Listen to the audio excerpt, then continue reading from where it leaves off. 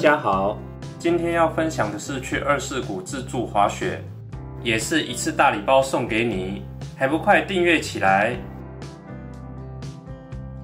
这是我们去二世谷的自助滑雪价格，我们就从交通、滑雪票、滑雪场、住宿、租雪具来一一介绍。首先来看看二世谷的位置吧。二世谷在札幌的西南方，最近的 JR 站是巨之安，附近的著名大型雪场还有留寿都、喜乐乐、札幌国际、札幌首道，这几个都是大型雪场，不论去哪个绝对都好玩。接下来看看交通，开车到比罗夫欢迎中心要2个小时，但是不建议自驾，因为雪太多会很麻烦。而且这附近的雪场巴士非常方便。接下来看看搭 JR 转公车吧。首先最近的这个比罗夫站是个没什么人的小站，请搭乘到巨之安站再转公车，但公车只到比罗夫跟二世谷村。另外有一条路线是可以到比罗夫北，但这是没办法走到比罗夫欢迎中心的，请不要搭错了。另外，从这个网页看，从二世谷站有公车可以到安努普利滑雪场，但我们没实际搭乘过，想挑战的请自行研究吧。我是推荐搭机场巴士，或者从札幌出发的滑雪巴士。我们当时订的是这间，可以看到价格为5500日币。从我们的说明栏可以看到巴士官网连结。这是这一家的官网。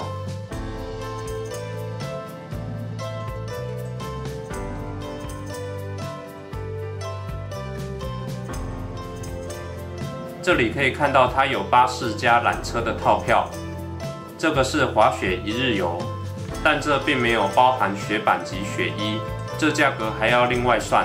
另外它还有各种雪场的交通巴士，这里就不展开介绍了。另外之前查到的巴士，现在价格是这样，它的时刻表是这样。接下来就来介绍滑雪场吧。大家说的二世谷滑雪场是指安努普利山脚下的4个滑雪场，分别是花园滑雪场、比罗夫滑雪场、新雪谷村滑雪场、安努普利滑雪场。另外这里还有一个雪场不在二世谷联盟内，这里就不展开介绍了。而这4个雪场是有接驳车的，你如果是买联合票的，可以免费搭乘，没买联合票的也可以付费搭乘。要注意的是，点数券是要花费1点的。这里的雪场预计开放时间如上，但会因雪况可能延迟开门，不建议冲雪季初期。这是全山券的价格，可以看到非常昂贵，除非你是高手，不然建议要跨雪场那天再买。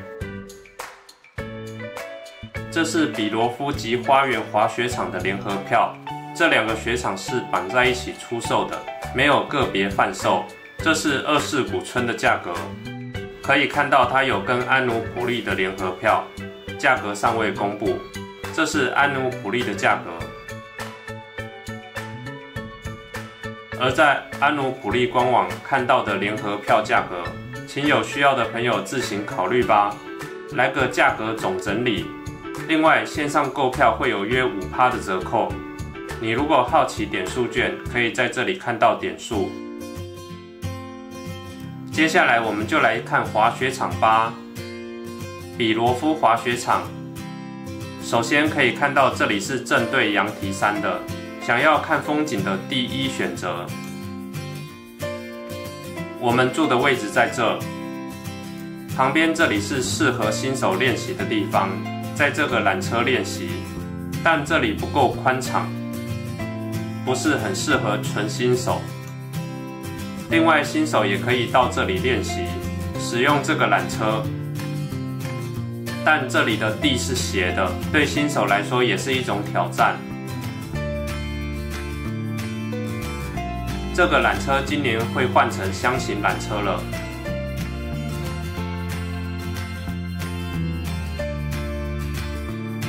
这里分别是箱型缆车上方的位置，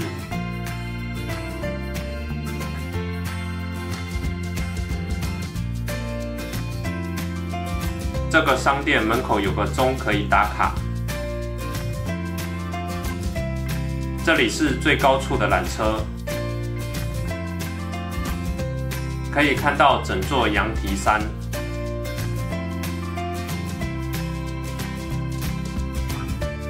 从这里出发可以滑到花园滑雪场。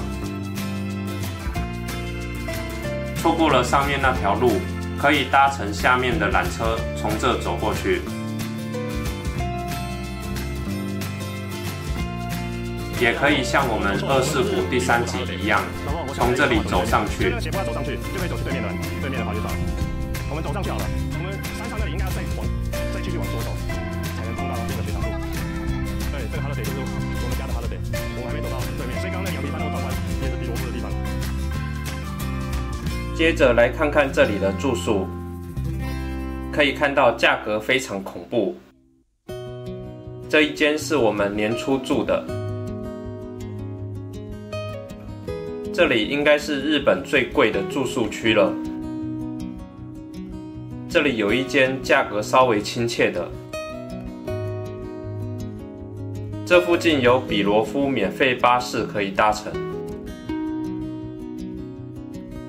这巴士范围内的话，还有这一家。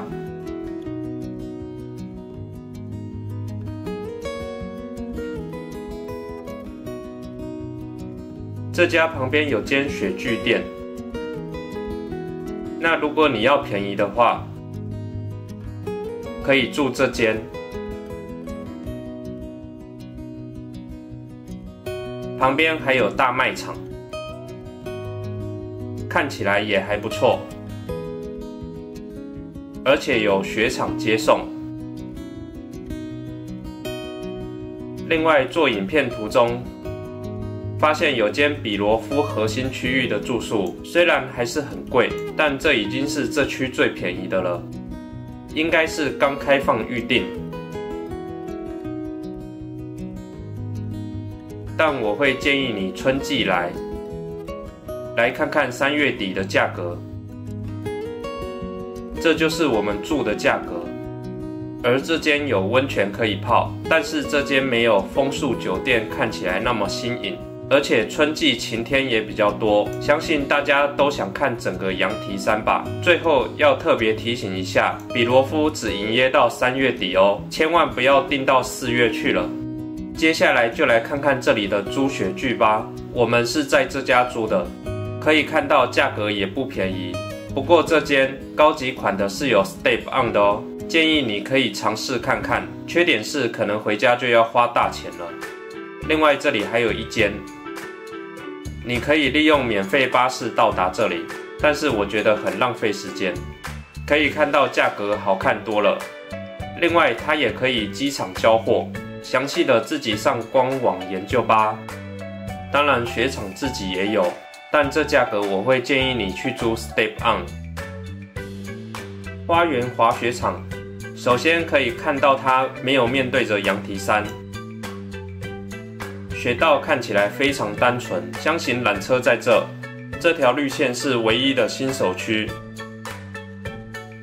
要观赏羊蹄山就是走这条雪道，可以在我们的日本北海道第3集看到。从比罗夫过来的话会到这里，要去山顶的话是搭这台缆车。另外这里是可以穿树林的，但我们能力不足，没有走树林。接着来看看这里的住宿，这里的雪场门口住宿也是非常的贵。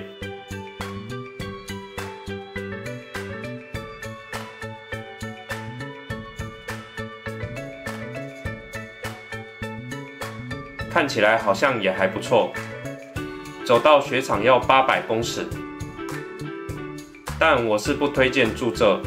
不如去住比罗夫那间同价位的。租雪具的话，也只有官网推荐的，这个价位推荐你去比罗夫租。24谷村滑雪场，可以看到它是侧面对着羊蹄山。这里是希尔顿酒店，门口箱型缆车直接上山，这种设计真的非常好。要去最上面的缆车在这，也是能欣赏羊蹄山滑雪的。看地图，山上能一路绿线滑下山。以我们的程度来这玩刚刚好，但这不是适合新手的绿线。新手的话可以在这练习。这里风景也很好，给初心者学习的区域也规划得很好。整体来说，从初心者到推波换刃，都有适合的区域练习。会绿线换刃后，就可以一次缆车上山，规划得非常好。接下来我们就来看看这里的住宿，可以看到价格也是很高的。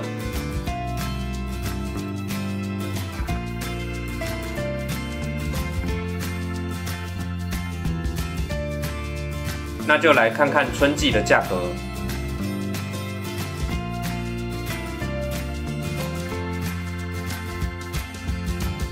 住这里的体验相信一定很不错。这是这里的出租价格。另外提一下，这里有个打卡景点，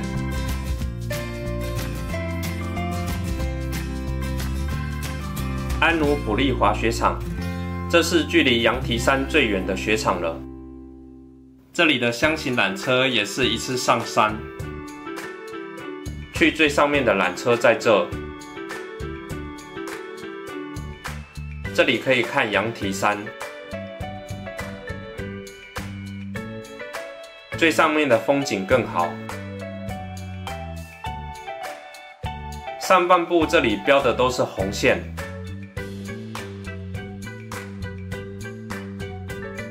中间这里开始是绿线，最底下这里有初心者的绿线。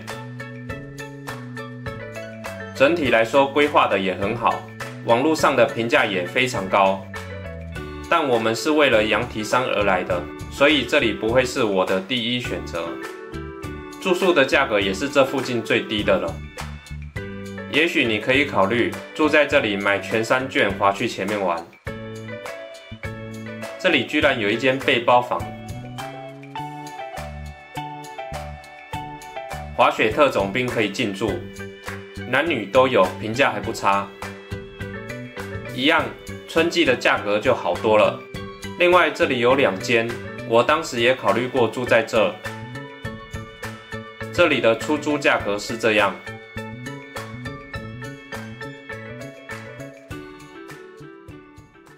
终于看完24谷联盟雪场了，这里做个心得总结给大家吧。首先非常推荐雪季中来24谷。